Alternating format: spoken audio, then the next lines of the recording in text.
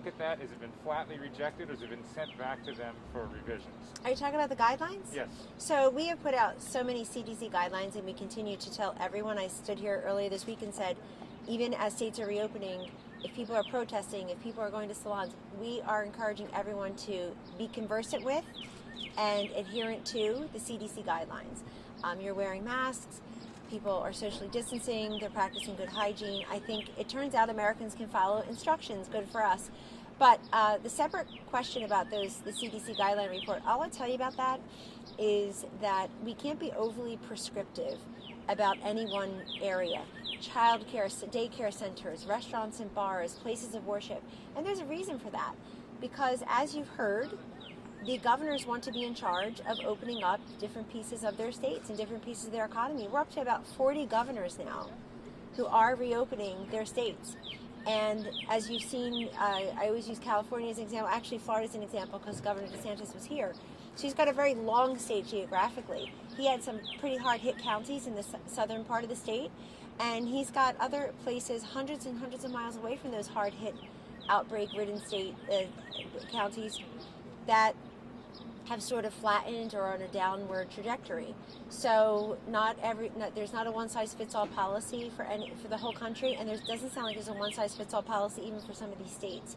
So we've given, I think everybody should look at the April 16th three phases to reopening that we put out. That's 3 weeks ago plus. And I think we should all be happy that you've got governors visiting here in open press situations, visiting the president, but also calling members of our task force, the medical doctors, the scientists, the economists, cabinet members, others, and saying, hey, can I read to you these 2 paragraphs about my plan for restaurants and bars? Can I go over this with you with respect to daycare centers? And everybody gets their questions answered. And that's going to be an ongoing conversation.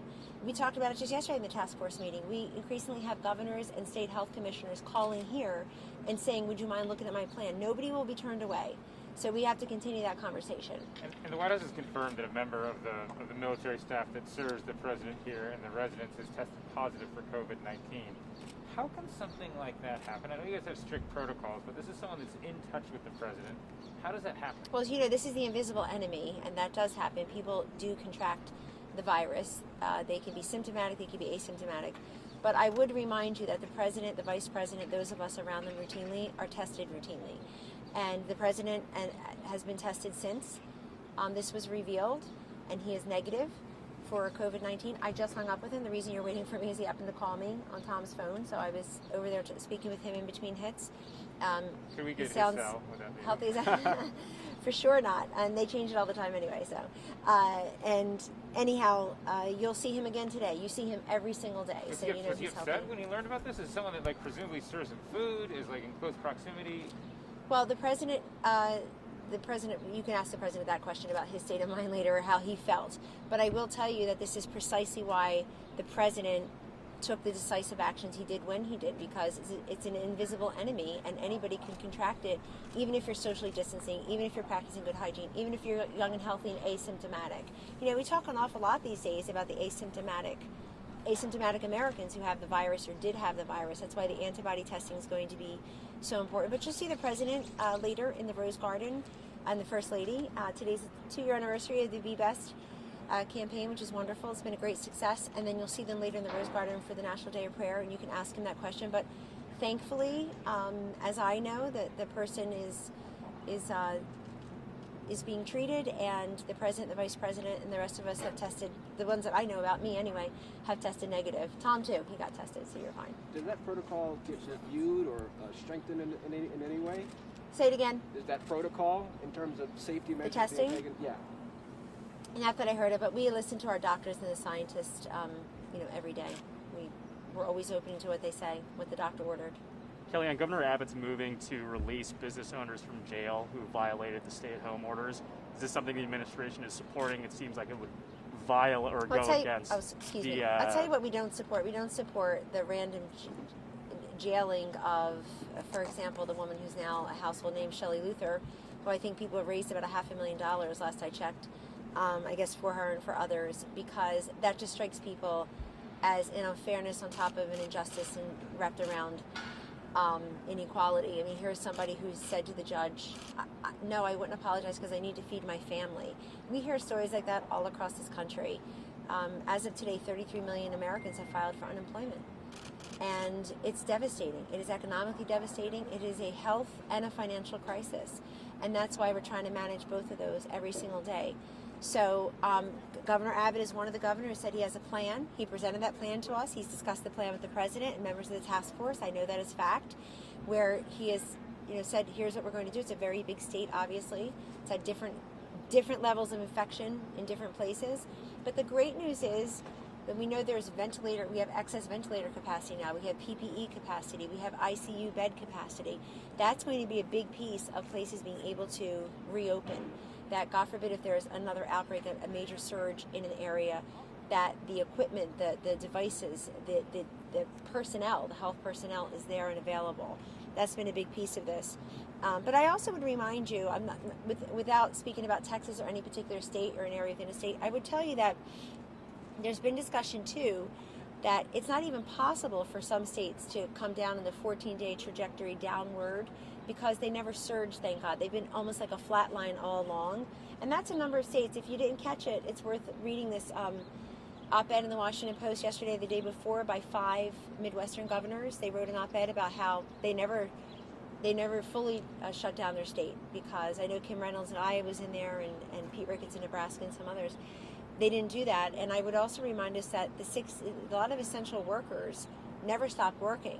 So in some places, I listened to one Republican governor last week. He said to the president, vice president, look, 93% of my state was always open. It's the 7% that wasn't critical infrastructure, that was sort of high risk, close contact, bars, restaurants, salons. I think that's why you keep hearing about bars, restaurants, salons, and the like. Concerned with every single death. Okay, but we will always feel that way. That's about the curve. It doesn't seem really to be going. It started to go down and then it started to flatten. Is that seen as a very temporary thing? It's sort of pausing before it goes down, or we're stuck? I think you've heard Dr. Birx and Dr. Redfield and Dr. Fauci address the same issue, which is that it's why we're vigilant and not complacent, and we recognize that there still will be infections. Sadly, there will be deaths. I mean, one death is 10 too many. I think the president's made that very clear, and nobody thinks about this more. And even as our economy comes back or the jobs come back, you'll never replace those lost lives. And he's made that very clear even just 2 short days ago in an interview at a different network. So we are watching that. One thing this is why Dr. Birx particularly talks about the importance of sentinel surveillance and asymptomatic testing, because you do see in places all of a sudden there is another outbreak. Things are like this and all of a sudden it spikes up. We want all of us to know, but people in that state or that area particularly to know. It was a wedding, it was a nursing home, it was a prison, it's tragic. We want to make sure that you know whether you are or not in close contact with that situation, that condition that leads to the outbreak. So we know these numbers are not just going to sort of flatten overnight and stay there, but we do know that the scientists have said that, the doctors have said that we reached our apex a while ago. As a nation, I would also refer you to a pretty damning and pretty explosive article today in the New York Times about how New York was a major vortex up there with Wuhan and Milan, a quote vortex they called it in the New York Times, of virus spread, the second spread. So travel out of, we've already talked about travel into New York and into Seattle, but travel out of New York, I mean the seeds spread pretty significantly across this country in different places. So that people should take a look at, frankly. I mean, it took New York a long time to close down, but also I think that article is relevant for a second reason, is now that we know more and more information like that, it helps us into the future as well. So, but we'll continue to look at this. All deaths are unacceptable. They're all sad. Everybody who dies is the most important person in the world to someone else, and I'm acutely aware of that. So thank you. Yes, sir. One non-corona question. The Journal's reporting that we're removing some missile batteries from the Arabian Peninsula. Any idea why the president has decided to do this now? I'm not going to comment on that. I'll leave you to the NSC or the State Department or the president later, since you're going to get a shot at him later. You get to ask your questions in the Rose Garden. One would think he'll be open to doing that. So I'll let them answer that. But thank you for the question. Thanks.